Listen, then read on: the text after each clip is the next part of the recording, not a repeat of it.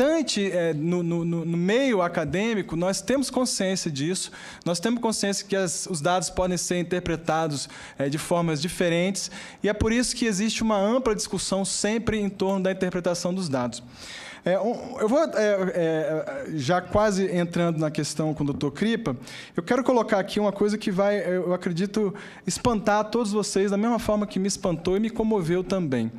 O Dr. Kripa falou aqui do caso da Catiele e da filha dela, Anne, que tem um caso grave de epilepsia, e que a Anne, ela ficou sabendo, quer dizer, a Catiele ficou sabendo, através da internet, que uma família nos Estados Unidos estava usando clandestinamente um óleo de maconha rico em canabidiol, ainda que tenha os outros componentes, ele era especialmente rico em canabidiol, com pouca concentração de THC, e ela viu que esse uso clandestino surtiu efeito nesse caso, e ela resolveu, então, após um tempo, com os vários estados americanos regulamentando o uso médico, surgiu um comércio regular dessas substâncias, e ela conseguiu trazer ilegalmente para o país, experimentou e deu certo.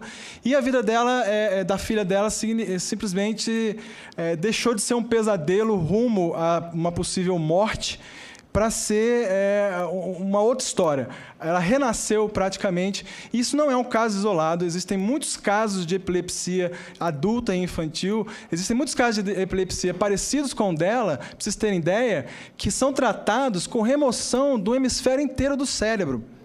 Certo? E eu vou falar aqui para vocês o que há de mais chocante nisso.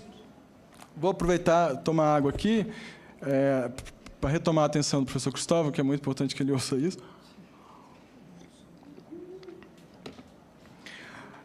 O primeiro artigo científico do mundo ocidental, formal, relatando os efeitos medicinais da maconha, foi escrito por um médico irlandês que estava fazendo serviço na Índia, na época que a Inglaterra estava colonizando a Índia. O nome dele é um nome esquisito, eu não sei pronunciar direito até hoje, mas é William Brooke O'Shaughnessy. Esse artigo, ele data, gente, presta atenção, de 1843. Exatamente 4 de fevereiro de 1843, ele publicou um artigo descrevendo os usos de tintura de cannabis índica. Ele fez um extrato alcoólico de cannabis índica, e um dos casos que ele relata em 1843 é de uma menina recém-nascida que estava padecendo a ponto de quase estar morrendo de convulsões intratáveis. Eles tentavam usar opioides e outras coisas na época e nada dava certo. E ele usou tintura de cannabis índica e e interrompeu essa série de epilepsia. Gente, para pensar nisso. Em 1843 já se conhecia algo que poderia ter salvo tantas e tantas vidas, poderia ter evitado tanto sofrimento, e não o fez por causa da proibição. Esse surgimento de toda essa questão em torno do uso para a epilepsia fez com que algumas mães participassem da Marcha da Maconha no Rio de Janeiro, e uma dessas mães falou o seguinte no Globo, e declarou, saiu na declaração pessoal dela, que algumas pessoas dizem que o movimento pela legalização, pela regulamentação da maconha está abusando desses casos. Ela falou, não, nós é que estamos agradecendo a eles por expor essa aberração. Porque foi a proibição que impediu o desenvolvimento da ciência em torno do uso da maconha desde então, e não há nada que justifique uma guerra para impedir que se administre uma questão que pode ser administrada de forma racional e não ideológica, não pela ideologia da guerra. Eu vou agora detalhar sobre as coisas que o Dr. Kripa falou, para mostrar o exemplo muito interessante de como o contexto influencia na interpretação das coisas, certo? Nós somos cientistas, não somos robôs. O artigo que ele falou, que fala sobre a relação da maconha com esquizofrenia, ele falou que aumenta 370 vezes a chance da relação da maconha com a esquizofrenia. Eu queria esclarecer exatamente do que ele está falando, que vocês vão ver que a coisa pode ser vista de uma forma muito diferente. Esse artigo ele mostrou o seguinte, que se você pegar e olhar o histórico de pessoas, certo? Que usaram maconha aos 15 anos e for ver lá o grupo dessas pessoas que usaram maconha aos 15 anos, que desenvolveram esquizofrenia, e comparar com o grupo de pessoas que nunca usaram maconha, e ver o número delas que desenvolveram esquizofrenia, você vai ver que entre o grupo das pessoas que usaram maconha aos 15 anos, existe em torno de 12% de pessoas que são... que entre o grupo de pessoas que usaram maconha na esquizofrenia, 12% delas foram diagnosticadas eventualmente com esquizofrenia. Enquanto que no grupo de pessoas que nunca usaram maconha, cerca de 3,5% tiveram esquizofrenia. Ou seja, o valor que ele falou, que tem 3,5% mais chance, na verdade, é que tem 3,5% mais pessoas que usaram que tiveram esquizofrenia no grupo dos que usaram maconha do que nas que não usaram, né? Ou seja, vou repetir de novo. Dentre as pessoas que usaram maconha com 15 anos, na idade adulta, 12% foram diagnosticadas como esquizofrênicas. Dentre as que não usaram, apenas 3,5% foram diagnosticadas como esquizofrênicas. Ele falou de um jeito que parece que se conclui diretamente que há causalidade. Mas não há causalidade, há correlação. Eu vou falar uma coisa para vocês que é muito clara da influência do contexto estigmatizado sobre a interpretação de correlação na pesquisa de cannabis sativa. Correlação não indica causalidade. Um exemplo disso é que existe um estudo que mostra correlação estatisticamente comprovada de que em países onde se consome mais chocolate per capita, são os países que têm mais prêmio Nobel per capita. Ninguém aqui acha que chocolate causa ganho de prêmio Nobel, certo? Existe uma correlação, mas não existe uma causalidade. Então, o resultado do trabalho que o Dr. Kripa expôs, na verdade, ele apresenta duas hipóteses. A primeira hipótese de que a maconha pode causar esquizofrenia quando as pessoas usam ela aos 15 anos. A segunda hipótese é que pessoas que têm tendência à esquizofrenia podem ter mais chance de gostar de usar maconha e aderir ao seu uso a partir dos 15 anos. O interessante é que o próprio artigo que ele citou tem uma análise que é a seguinte: essas pessoas também tinham uma detecção dos seus quadros de saúde mental aos 11 anos de idade. O mesmo artigo que ele mostrou. Quando eles pegam... o Dr. Kripa quer responder, vai ser ótimo. Quando eles pegam e tiram do grupo das pessoas que usaram maconha aos 15 anos, aquelas que já tinham problemas psiquiátricos aos 11, a diferença deixa de ser significativa. Ou seja, isso implica que a hipótese de causalidade está sendo enfrentada por uma outra hipótese, a hipótese de comorbidade. Ou seja, que as pessoas que têm algum problema que antecede o diagnóstico de esquizofrenia pode levá-las a usar maconha. Esse conceito foi comprovado pelo seguinte, porque a interpretação que ele deu gerou a hipótese de que, se aumentar o número de uso de maconha numa população, iria aumentar o número de esquizofrênicos. Isso é a hipótese que deriva da conclusão dele. E o engraçado é que essa hipótese foi testada várias vezes. Um dos artigos, eu trouxe aqui para mostrar, feito pela Schizophrenic Research, em 2009. Eles verificaram um aumento muito grande de uso de maconha entre a década de 70 e a década de 90. E aí eles foram estudar se o que o Dr. Kripa postulou é verdade ou não, ou seja, se esse aumento causava um aumento na quantidade de esquizofrenia. E a conclusão é a seguinte, eu vou ler em inglês para depois traduzir, né? In conclusion, this study did not find any evidence of increasing schizophrenia or psychosis in the general population from 1996 to 2005.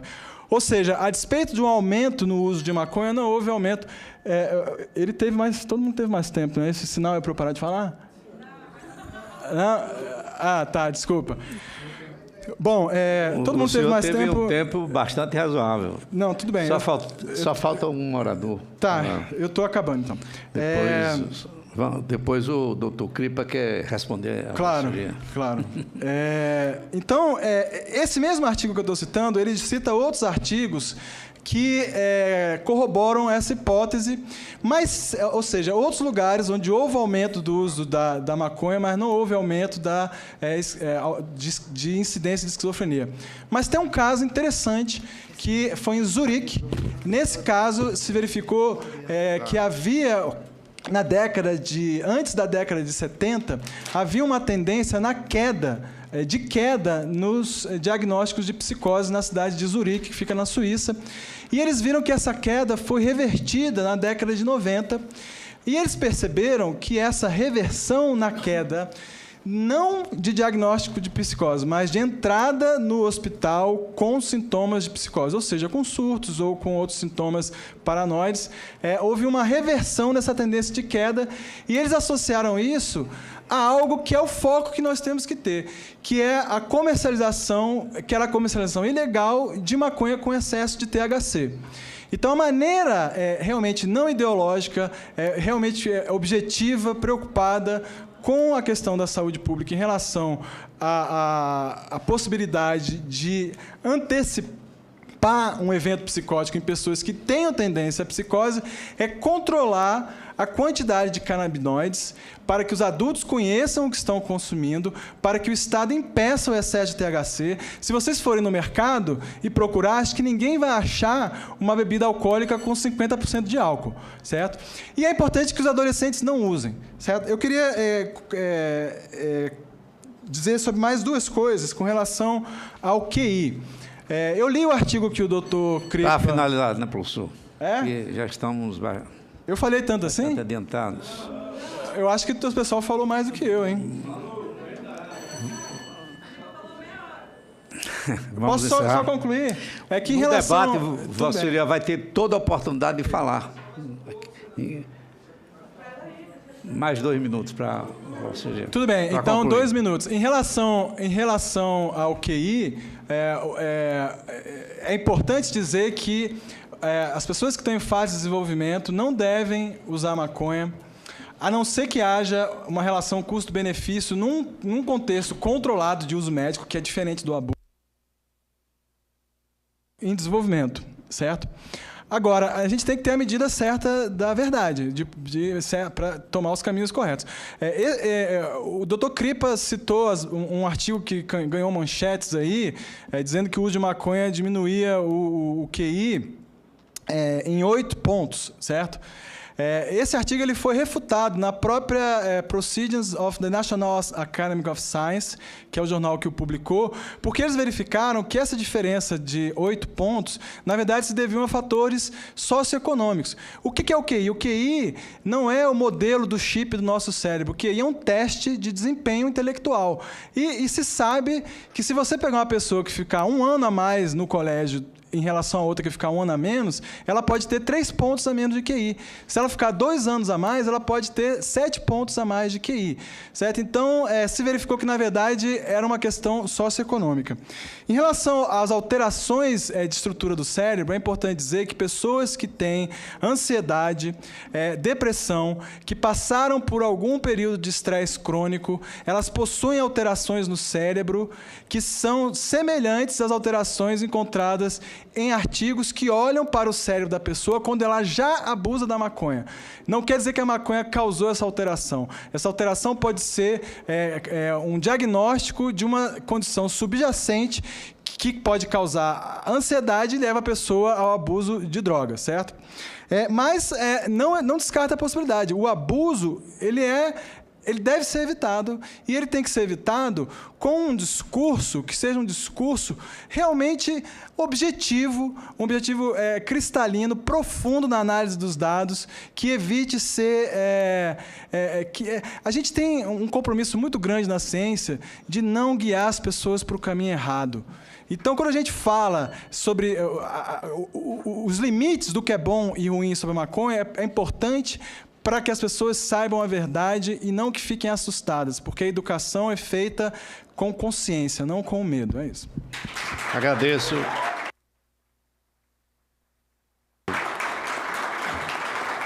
Doutor Renato Malcher Lopes, neurocientista e professor adjunto da Universidade de Brasília. Como último integrante deste debate, nesta comissão, concedo a palavra ao coronel Ubiratã Ângelo, representante da ONG Viva Rio. Obrigado, doutor.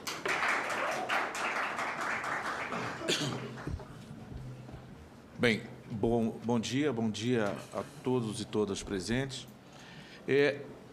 Eu venho representando uma organização não governamental, Viva Rio, mas a gente traz um background de um membro, né, e da instituição que a doutora Maria Lúcia Caram preside, que é o LEAP, o Law Enforcement Against Prohibition, e está também no meu background, eu sou coronel da reserva da Polícia Militar do Estado do Rio de Janeiro, né, e de onde eu tive a oportunidade e a honra de ter sido comandante-geral da Polícia Militar do Estado do Rio de Janeiro.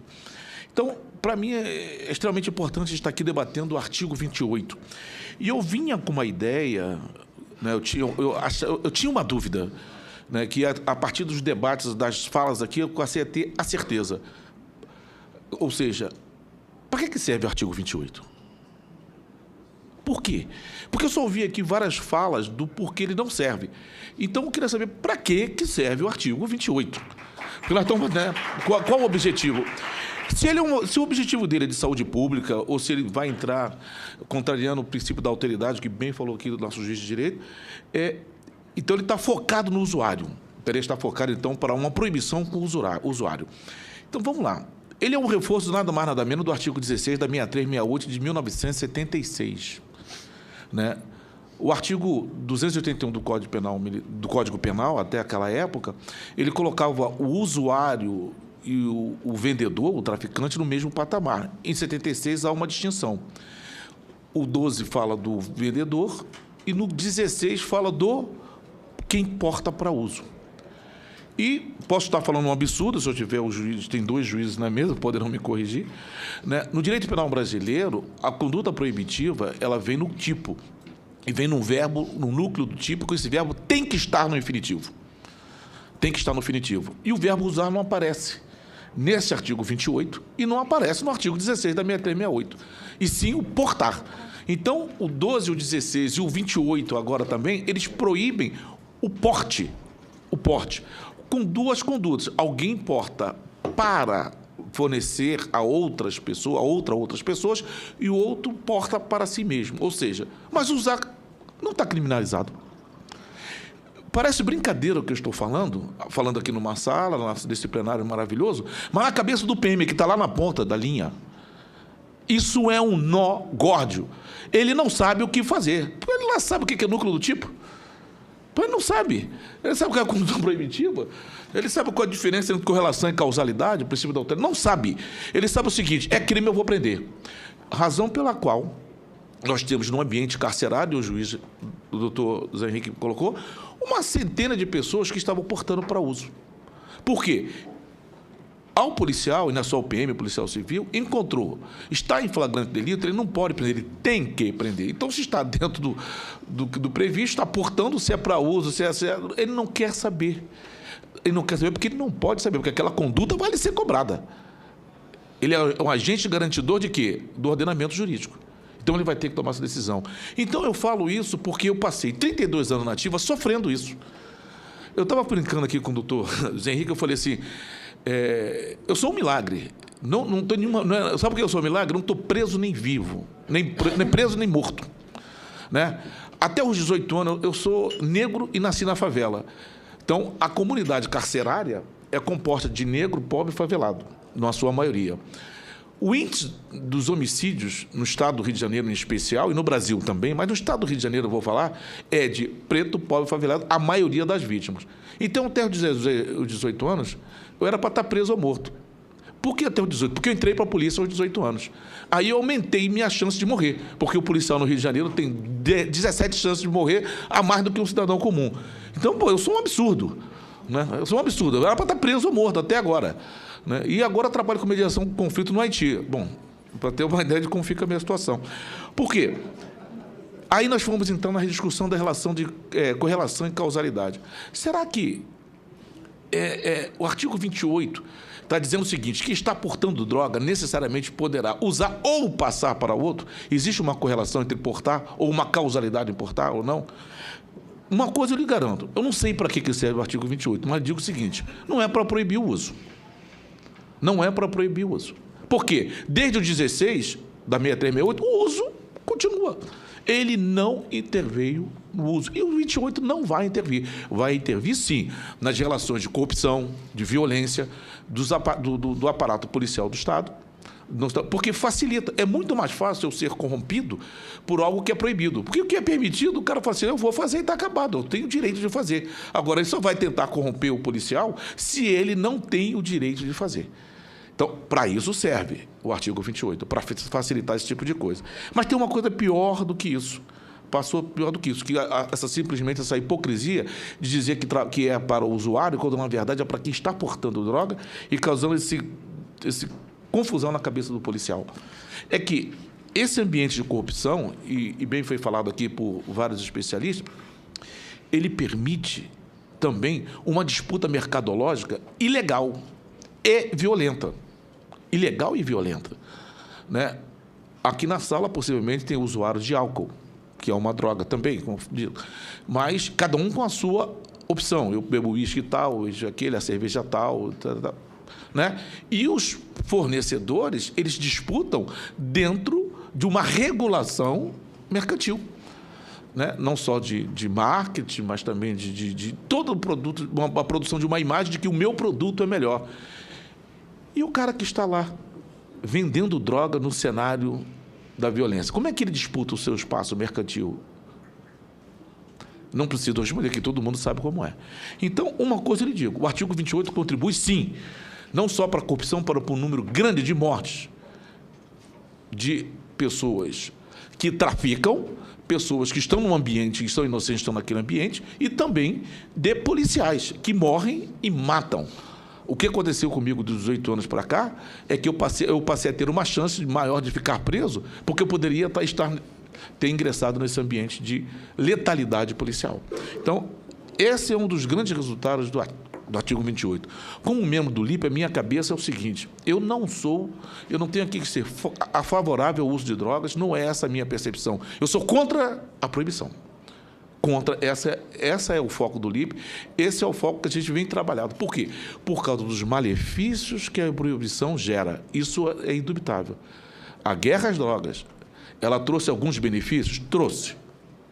Eu posso elencar alguns benefícios que a guerra às drogas trouxe, que ninguém falou aqui. Sabe qual foi? Aumentou sobremaneira o consumo de munição. Lógico. Não só nos confrontos, como nos rituais, em que eu tenho até, nem costumo chamá-los de traficantes, mas quando aqueles camelôs e promotores da violência nos espaços violentos, especialmente no meu estado, na minha cidade, eles ficam dando tiro, disparo de traçante, etc., exibindo armas, etc. O consumo de munição e a compra, o comércio de armas aumentou sobremaneira com a guerra às drogas. Então tem beneficiários. Então, sem dúvida, nós vamos encontrar beneficiários disso. Né? Isso nós não vamos, não tem. Né? Tem também um outro fator que é fundamental, que ele entra na questão da correlação causalidade. Quando a gente pensa no Rio de Janeiro em violência gerada às drogas, a gente pensa imediatamente em favela. É uma correlação ou uma causalidade? Eu não vou responder, é só para a gente parar e pensar como o artigo 28 contribui com isso, como a proibição contribui. Mas qual a discussão hoje aqui é exatamente o artigo 28, né? No total, a descriminalização das drogas, mas do uso de droga, ou melhor, não é a descriminalização do uso de droga, do porte de drogas para uso próprio. Né? Porque o que caracteriza o porte de droga para uso próprio? Juridicamente, vamos ter inúmeras dissertações e todas elas vão ser verdadeiras. Mas lá na ponta da linha, quando pega... É só cada um fechar os olhos, não precisa nem fisicamente, mas imaginar, olhar para dentro e falar assim, tem duas pessoas, cada uma tem 1 quilo de maconha. Vamos pegar maconha na rua. Tum. Um é bem-sucedido, outro é mal-sucedido. Né? Aí eu pergunto, aquela pessoa bem-sucedida, ele vai alegar e poderá provar que aquilo é para ele consumir em um mês, ou num tempo qualquer.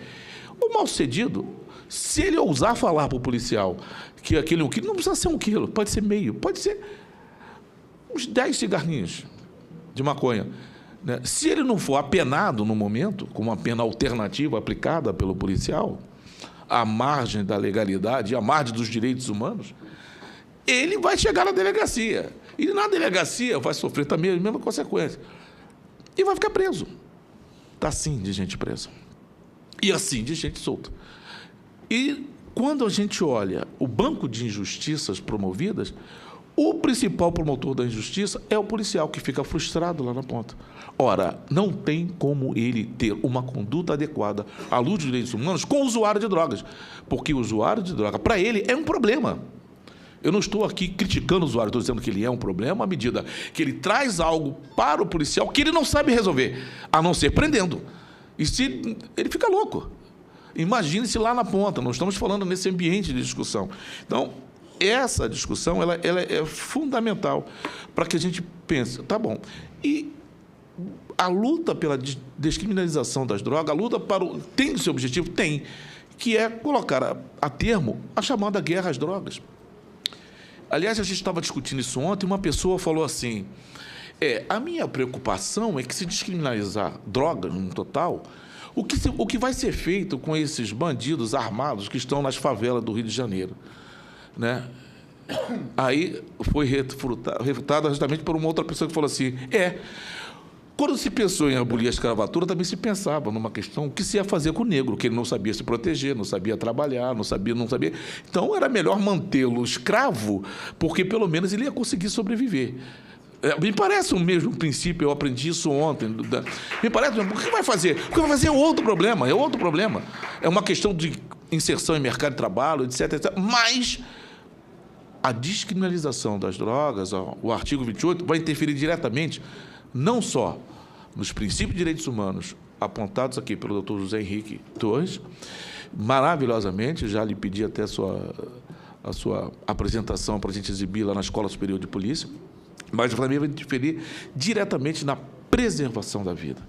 Uma redução drástica de vidas ceifadas pela violência, geradas por uma disputa mercadológica calcada na violência, porque não tem outro caminho, e como foi apontado pela doutora Maria Lúcia, o que aconteceu nos Estados Unidos, no período da lei seca, e o que acontece, né?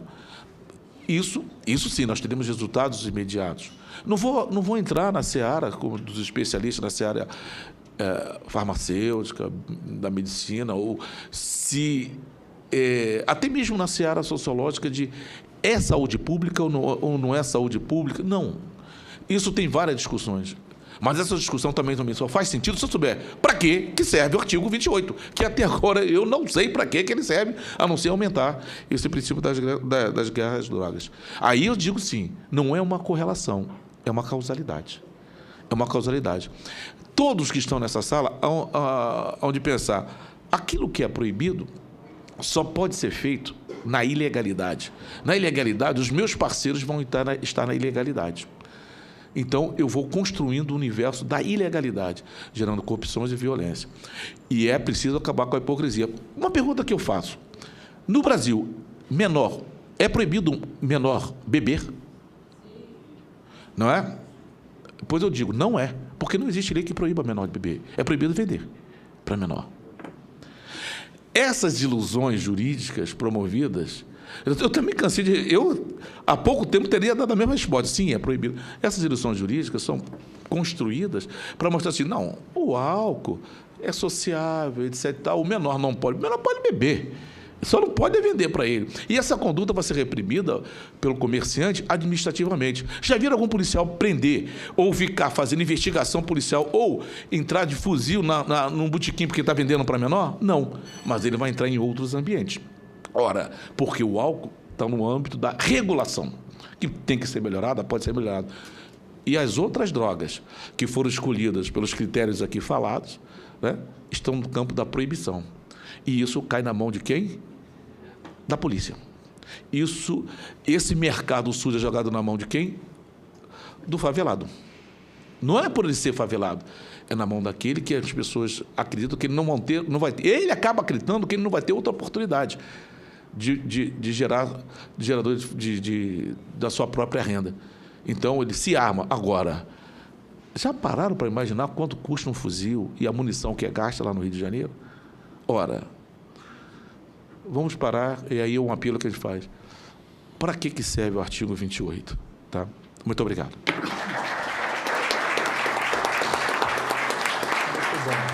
Agradeço ao Coronel Ubiratã por sua contribuição valiosa ao debate que ora travamos nesta comissão. Antes de conceder a palavra ao senador Cristóvão Buarque, que naturalmente deseja se manifestar, e ao senador Suplicy, que está na CAI, seria bom avisá-lo de que a audiência está finalizando com os debates. E nós recebemos, como eu disse, mais de 150 comentários ou perguntas pela internet sobre esta audiência pública. Seria impossível fazer a leitura de todos. No entanto, selecionamos alguns para conhecimento desta comissão. Francisco Manuel Viotti Moreira, de Minas Gerais. Com a liberação do uso do CBD, a população só poderá ter acesso através de importação, e quem não tiver condições de adquirir o medicamento, o governo federal, estados e municípios irão distribuir esse tipo de medicamento? Leonardo Formaggio, de São Paulo. A guerra contra as drogas nunca funcionou. Por que continuar com esse erro? Gente inocente está morrendo pela violência do tráfico. E gente de bem está sendo condenado pelo simples fato do uso, enquanto verdadeiros criminosos saem impunes. Não é óbvio esse erro chamado guerra às drogas? E não queremos que alivie a vida dos traficantes. Queremos apenas que retire a maconha da mão do crime. Se a maconha é a porta de entrada para outras drogas, por ainda deixar que as pessoas criminosas tenham controle desta droga, não é melhor regulamentá-la? Paulo César, de São Paulo.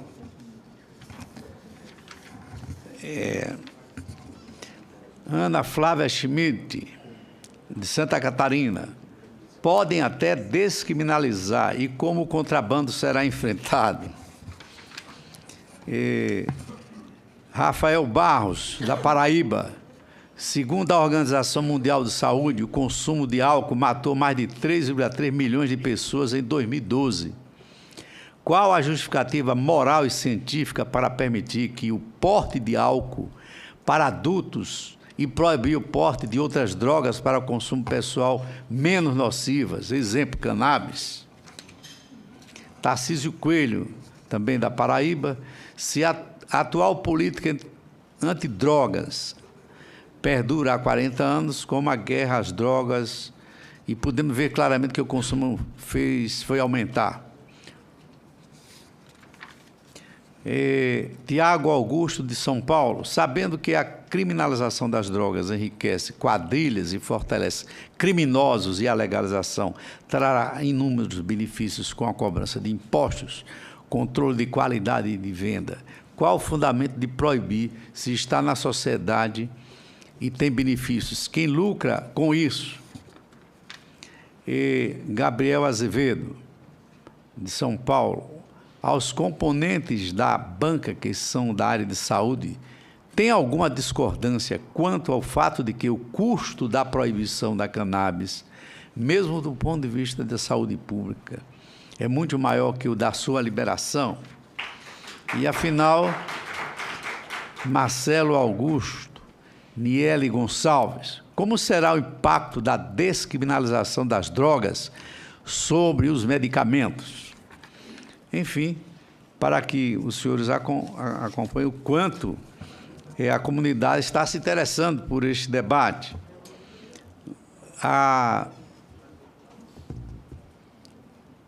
O senhor Ayrton Luciano Aragão Júnior.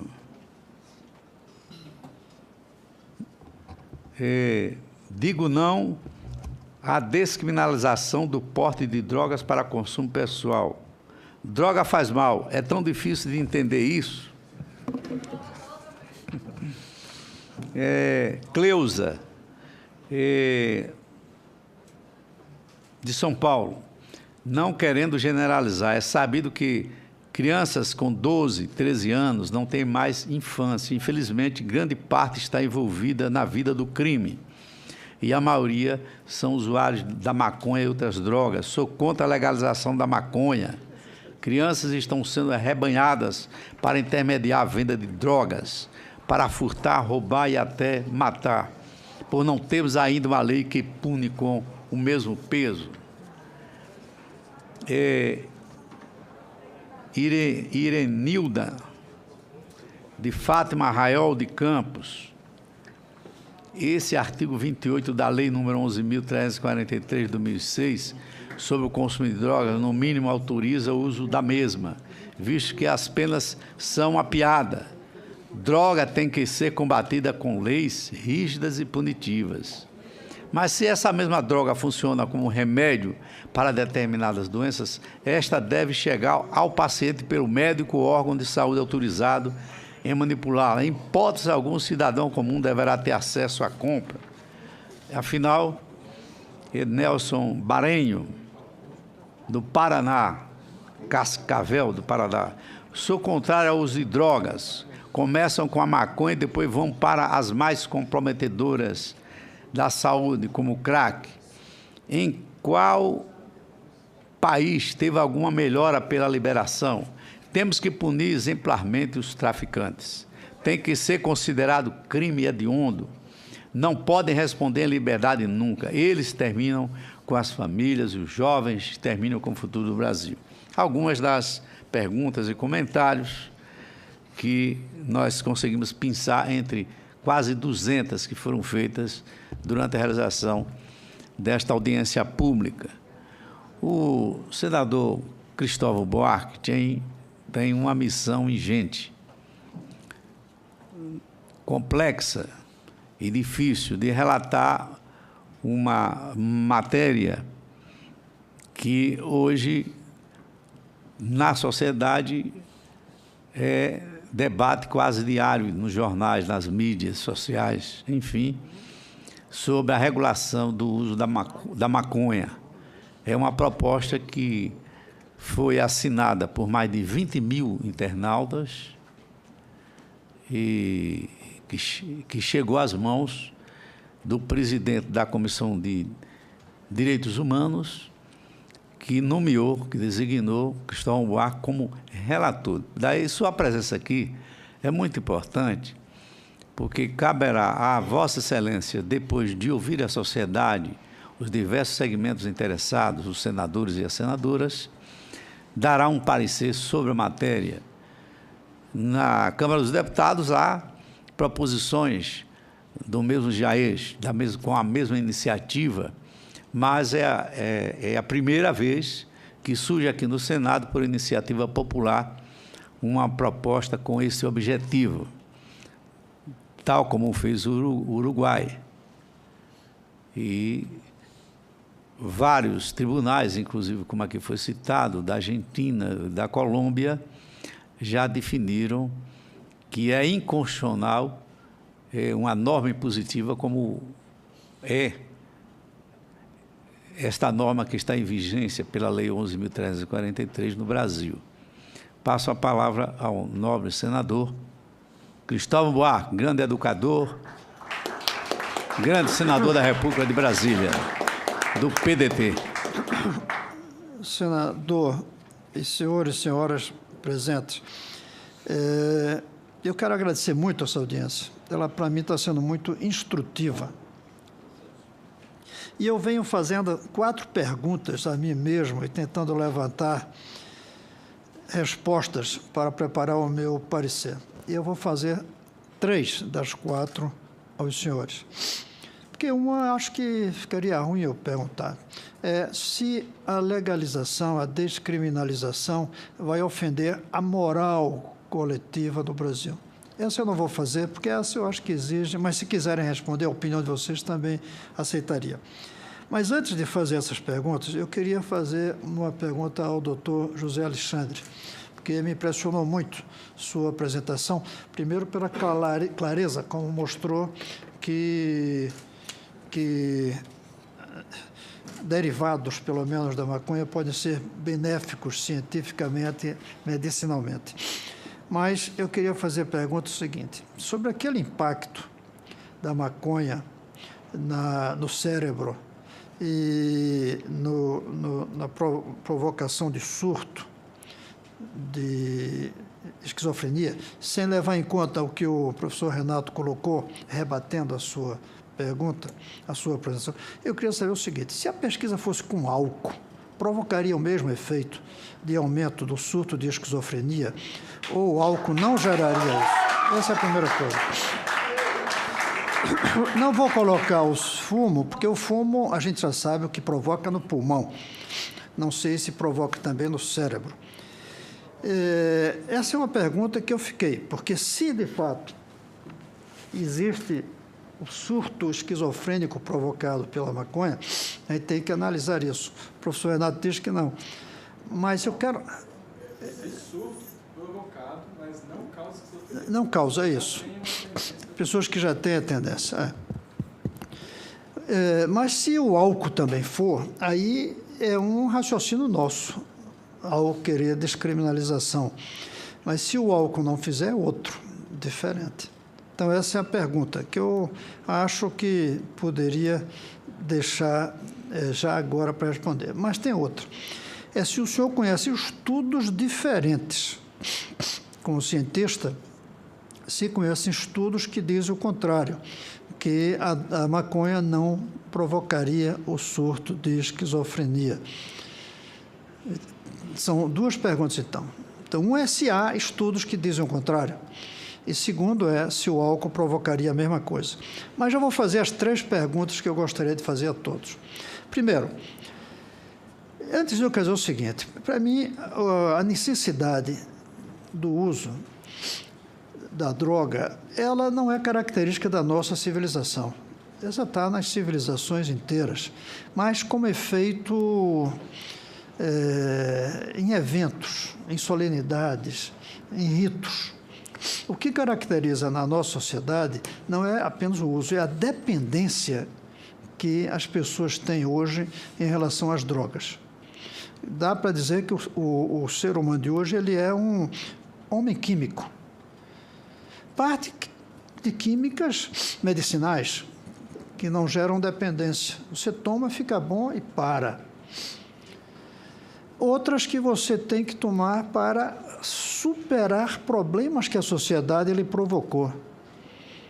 Outro para ter prazer usando aquela droga. São 2 coisas diferentes. Um é a droga que compensa a fragilidade da crise civilizatória, o desconforto, a angústia, a falta de perspectiva, que você termina caindo na droga. A outra é ficar dependente dela. Porque não ficando dependente é uma coisa. Até testar a morte seria bom se a gente soubesse que voltaria dela. A outra é a dependência que a humanidade vive hoje de drogas. Essa dependência é um fracasso da civilização. Agora, o outro fracasso é a maneira como a gente vem combatendo. São dois fracassos da civilização atual. Um é a dependência de você consumir drogas químicas para superar o fracasso existencial decorrente de uma civilização mercantilista que põe o trabalho como fundamental, além de você já ter resolvido as suas necessidades para consumir. Aliás, eu acho que existe um problema de consumo de drogas, existe um problema da droga do consumo. A civilização de hoje tem uma droga no consumo. Nós somos viciados, dependentes disso. O problema é a dependência. E isso é um fracasso da civilização. Não devia haver isso. Não devíamos necessitar de drogas, mas necessitamos. O outro fracasso é da maneira como a gente combate. Eu creio que nós fracassamos. Seja o artigo 28, seja a criminalização, algo não está dando certo. Eu li nesse processo todo um documento escrito e publicado no jornal de um dos Rockefeller, que foi um dos líderes da campanha pela lei seca nos Estados Unidos, porque, de fato, o álcool estava cometendo desastre, como está ainda hoje. E ele foi um dos defensores. Ele depois escreveu um artigo dizendo que a lei seca tinha sido um fracasso tão grande ou maior do que o fracasso do consumo de álcool antes da lei seca. Criamos um monstro, ele disse, que de fato foi tudo que surgiu a partir da criminalização do álcool. Então, diante disso, eu tenho feito 3 perguntas. Uma é se aumentaria o número de dependentes. Eu não falo de usuários, eu falo de dependentes. A descriminalização aumentaria o número de dependentes? Essa é uma pergunta. A outra é, a descriminalização da maconha abriria uma porta para outras drogas ou não? Porque eu já ouvi até a opinião contrária, que muitos dos que caem no crack é porque não conseguem ter acesso à maconha de uma maneira legal, pelo preço e por todas as outras razões. A outra é a dos benefícios medicinais, que eu acho que foi bastante falado aqui, mas eu tenho feito a pergunta. E, finalmente, se reduz a violência que vem do tráfico.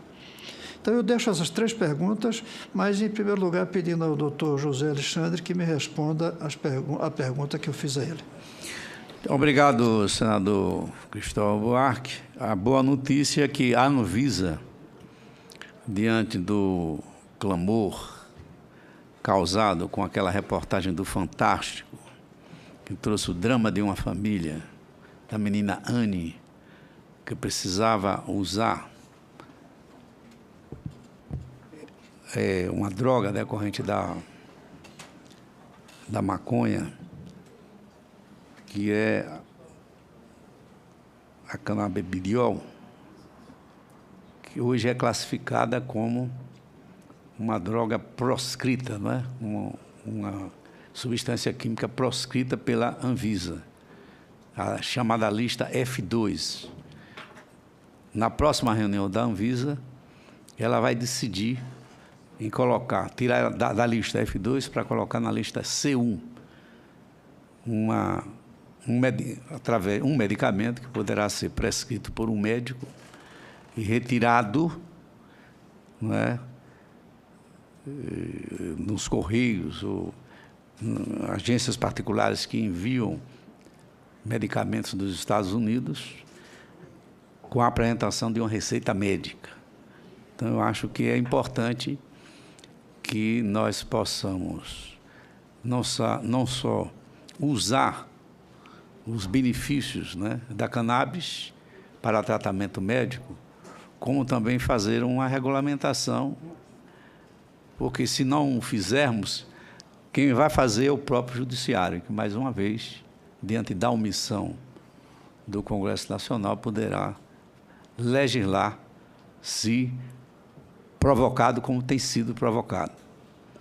Por isso, a minha pergunta é se, regulamentando, como nós podemos regulamentar o uso de substâncias químicas provenientes da cannabis, se será viável no futuro a sua fabricação aqui no Brasil, ao invés de fazermos a sua importação, o que será um custo muito alto para as famílias brasileiras. E tivemos até uma pergunta aqui sobre a canabidiol, se a pessoa não podendo comprar nos Estados Unidos, como outras 6 famílias já fizeram, o que o governo federal, o que o governo do Estado, os governos estaduais e os prefeitos municipais poderão fazer para que as pessoas mais pobres possam ter acesso a esse medicamento. Eu concedo a palavra. Todos, naturalmente, vão ter o direito de falar e nós vamos estabelecer um tempo, fixar um tempo, e nós não vamos permitir que esse tempo seja ultrapassado. Nós temos horário a cumprir aqui na TV Senado, temos horário a cumprir, porque precisamos voltar para o plenário, onde teremos votação hoje, ordem do dia a ser cumprida, de modo que cada um dos participantes desta mesa terá direito a 5 minutos. Eu tinha estabelecido 3 minutos. Vamos agora subir para 5 minutos. Eu acho que é o suficiente para que todas as respostas sejam dadas. Todos têm um direito, porque aqui nós temos quantos na mesa? Temos 3, 4, 5, 6, 7. 7 vezes 5, 35 minutos. Quer dizer, no mínimo 40 minutos ainda teremos, se não houver pergunta de senadores.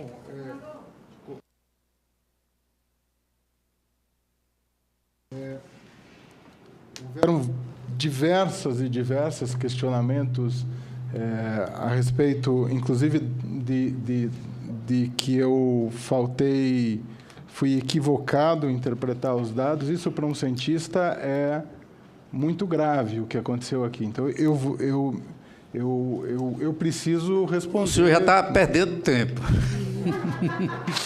É melhor começar a responder.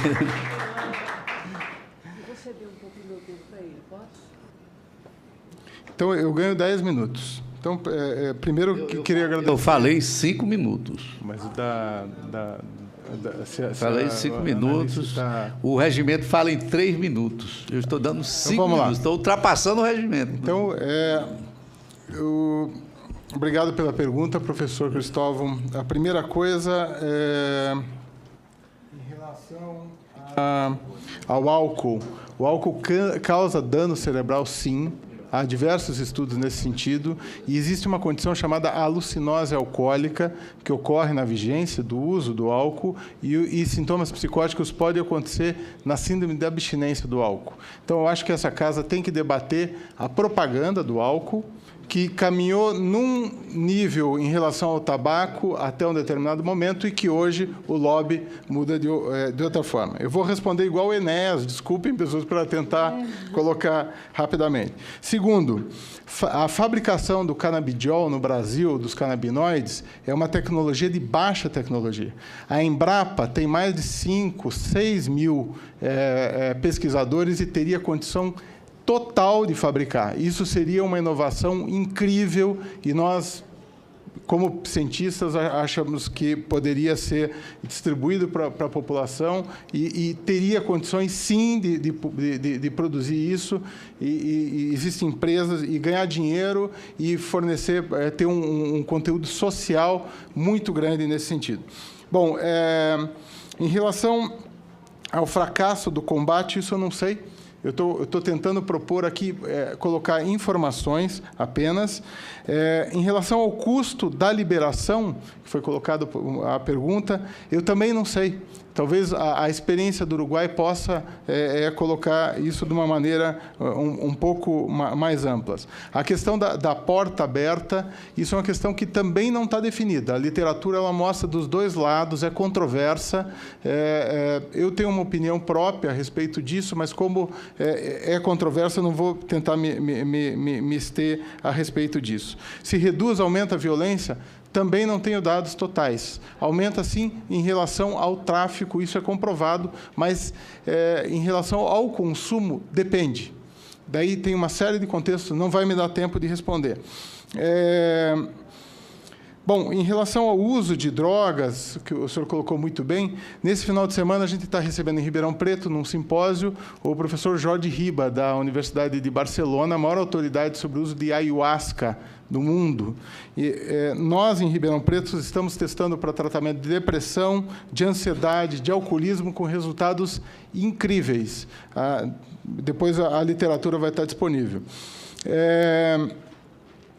Agora, em relação a vários comentários do professor Renato, eu vou me colocar extremamente reticente em várias colocações. Primeiro, eu não falei nada a respeito do QI.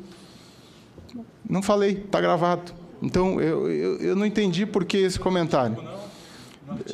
Eu não falei absolutamente nada em relação a isso. Sim. Segundo, estou falando aqui. Bom, meu tempo acabou. Eu dou 2 minutos meu para Não, ele tem mais quase 2 minutos. Bom, segundo, colocar essa questão de que eu falto com a verdade e que a interpretação equivocada dos dados nos estudos científicos, que não condizem com a verdade, isso afeta a todos nós, cientistas, o nosso grupo de Ribeirão Preto. Eu sinceramente, eu acho que não deveria... o meu tempo, eu vou continuar. O senhor terá tempo de falar? Segundo, em relação à neuroimagem, que as pessoas apresentam comorbidades psiquiátricas, isso é uma mentira, porque o critério de exclusão dos estudos da meta-análise, ela exclui pessoas com comorbidades. Terceiro, esquizofrenia. O senhor deve estar desatualizado, porque existe um estudo mais recente que controlou em relação a sintomas prévios de psicose. Além disso, tem um estudo nosso, que nós participamos, em relação a uma genotipagem Val do Conte, que aumenta, sim, a prevalência de esquizofrenia. E o senhor talvez desconheça o estudo de Christchurch, de Dunedin, da Nova Zelândia, na qual é controlado por sintomas psicóticos prévios. Quinto, a maioria não tem problemas. Bom, mas aqueles 5% a 6% que têm problemas é 100% na vida dele e das pessoas que têm. Terceiro, o estudo de 70, 90 da Schizophrenia Research entrou na meta-análise, e isso é um estudo. Agora, existe uma meta-análise que é muito mais rigorosa e que inclui vários estudos. Outra coisa, a maconha fornecida com alto teor de THC, baixo CBD. Bom, eu estou propondo antes disso, que os usuários saibam em relação os riscos que tem, e depois a gente pode avançar no debate. Darei mais 2 minutos. Que usuário de maconha e crack... Igualmente darei aos outros. Usuários de maconha e crack o fazem por automedicação e são pessoas miseráveis,